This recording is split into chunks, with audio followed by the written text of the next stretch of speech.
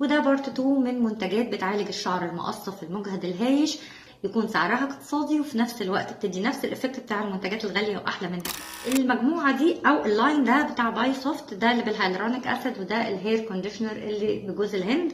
عايزه اقول لك انه افضل حاجه انا جربتها من باي سوفت المجموعه اللي بالهيالورونيك اسيد، الشامبو والكونديشنر والهير ماسك. عايزه اقول لكم ده خلصان خالص اهو، خلصان تماما، وقررت ورجعت اجيب واحد تاني برضو بالهيالورونيك اسيد، ده لسه مخلص.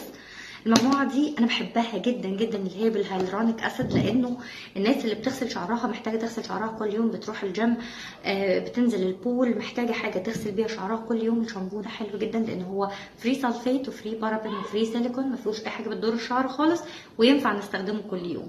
الكونديشنر بتاعه تحفه، بيرطب الشعر كويس جدا جدا.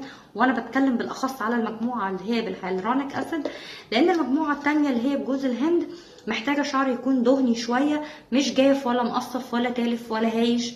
دي اكتر حاجه بتناسب الشعر التالف الهايش المقصف، حلوه جدا جدا جدا في الترطيب. ده برشحه لان هو سعره اقتصادي وفي نفس الوقت بيعمل نفس الافكت بتاع المنتجات الغاليه، ويمكن احسن منها بكتير.